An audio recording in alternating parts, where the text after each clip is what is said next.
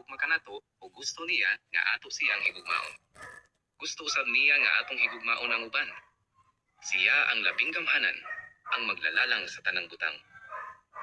Ang unang gilalang sa Dios mo'y usa ka gamhanan nga espiritong persona nga sa ulahi na ilhang si Hesukristo. Gilalang usab ni Jehova ang mga anghel. Gilalang ni Jehova nga Dios ang mga bituon, ang yuta, ug ang tanang butang diha niini. Iyang giumol si Adan ang unang tawo gikan sa abog sa yuta. Nganong angay natong pasidunggan si Jehova? Isaias 42:5. Unsa ang pipila sa mga hiya sa Dios? Exodo 34:6. Sa pagsumaryo, gilalang ni Jehova ang tanang butang sa langit ug sa yuta. Ang pinadayag 4:11 nagingon, takos ikaw Jehova nga among Dios, nga mudawat sa himaya ug sa dungog ug sa gahom, tungod kay imong gilalang ang tanang butang, ug tungod sa imong kabubuton sila milungtad ug nalalang. Bahin 3. Unsay kinabuhi kaniadto sa paraiso? Gilalang ni Jehova ang unang babayi si Eva ug gihatag siya kang Adan aron mahimong iyang asawa. Sila gilalang ni Jehova nga dunay hingpit o walay depekto nga hunahuna ug lawas. Ang ilang paraisong puy-anan mao ang tanaman sa Eden, usa ka nindot kaayong dapit nga may mga suba, mga kahoyng mamunga ug mga hayop. Si Jehova nagigsulti kanila. Siya nagbudlo kanila. Kung sila namati kaniya, sila mabuhi unta sa walay katapusan sa paraiso sa yuta. Ipakita ni Jehova kang Adan ug Eva ang usa ka kahoy nga namunga diha sa tanaman, ug iya silang gisultihan nga kung sila mokaon gikan niana, sila mamatay. Usa sa mga anghel ang nirebelde sa Dios. Ining daotang anghel mao si Satanas nga yawa. Dili gusto ni Satanas nga si Adan ug Eva musunod kang Jehova. Busa, siya migamit og halas sa pagsulti kang Eva nga kung siya mukaon sa bunga sa maong kahoy, siya dili mamatay, kundili maisama siya sa Dios.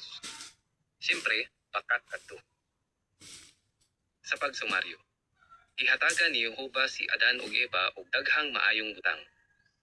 Ang Henesis 1:28 nagingon, tugang pa, ang Dios nagpanalangin kanila ug ang Dios miingon kanila, magmabungahon ug magdaghan kamo, ug pun-a ang yuta ug gamhi kini, ug pagabuti ang mga isda sa dagat, ug ang nagalupad nga mga linalang sa kalangitan, ug ang matagbuhing linalang nga nagalihok diha sa yuta. Ang Dios nagdili sa pagkaon sa bunga sa usa sa mga kahoy. Ang Henesis 2:16 ug 17 nagingon, ug si Jehova nga Dios nagsugo usab niini sa tawo. Gikan sa tanang kahoy sa tanaman, makakaon ka hangtod sa pagkatagbaw. Apan kun bahin sa kahoy sa kahibalo sa maayo ug sa dautan, dili ka gayud mukaon gikan niini. Kay sa adlaw nga mukaon ka gikan niini, mamatay ka gayud. Bahin 4. Sila namati kang Satanas. Unsay resulta? Si Eva namati sa halas ug mikaon sa bunga. Dayon iyang gihatagan si Adan, ug siya mikaon usab. Sayop ang ilang gihimo. Kadto maoy sala. Ipapahawa sila sa Dios sa ilang paraisong pinuy-anan. Lisod ang ilang kinabuhi ug sa ilang mga anak. Sila natigulang ug namatay. Sila wala moadto sa kalibutan sa mga espiritu. Sila wala na maglungtad. Kita mamatay kay kita gikan kang Adan ug Eva.